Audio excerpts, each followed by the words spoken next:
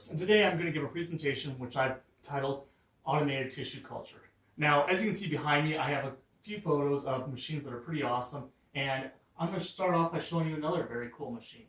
Now, this is an automated greenhouse, and one of the major goals of the P3 program is to teach people to be not only biologists, but also engineers and data scientists as well. This automated greenhouse at DuPont Pioneer, once implemented, has resulted in higher yields, improved crop hygiene, reduced energy costs, reduced labor costs, and reduced error rate. And generally just improve the life and the time that it takes to do research. So I used to work for DuPont Pioneer, however I did not work in the greenhouse. I worked in the transformation department. And I got to thinking, how can I improve on this process that costs $140 million and roughly 14 years to produce one GMO? Well, one thing that everybody hates is subculturing good pieces of tissue versus bad tissues on a new growth medium.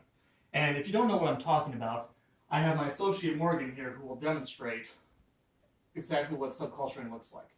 As you can see, he's picking up a piece of tissue and moving it from Petri dish A to Petri dish B, and oh my gosh, there's more that he's going to have to do before he can call it a day. And oh shoot, there's even more boxes.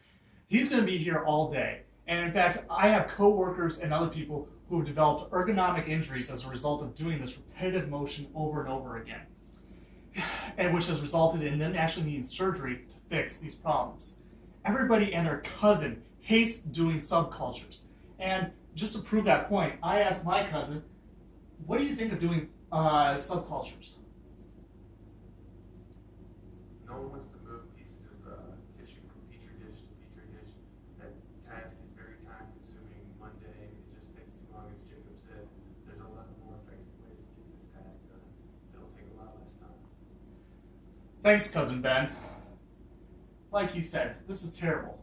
So what are the obstacles? Why hasn't this been automated before? Well, the first obstacle that we have to overcome is, what if you get a petri dish like this, where you have to identify good pieces of tissue from bad pieces of tissue?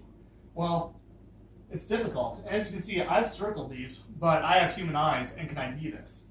The second obstacle to overcome is, how do you teach a machine to perform these fine movements so it isn't just stacking the tissue on top of each other and it actually is in contact with the growth medium?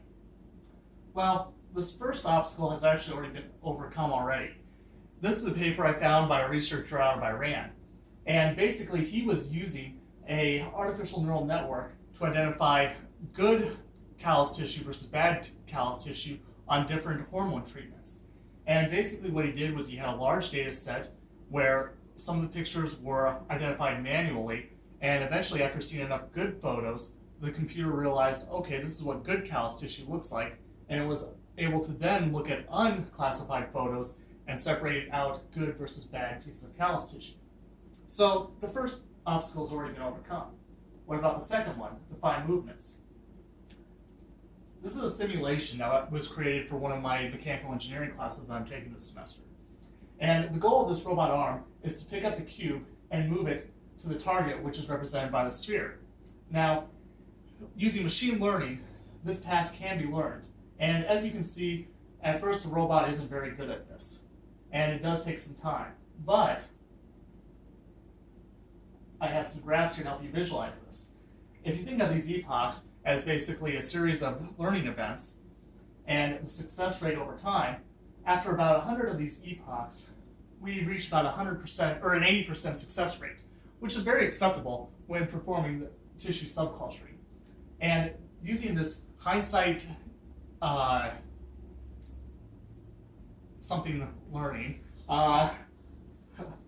experience replay learning, we were able to actually increase or decrease the amount of time it actually takes to teach a robot arm to perform this task.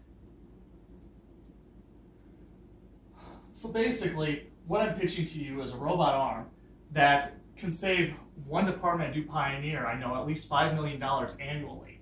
And I open myself up for any questions that you have today. Thank you.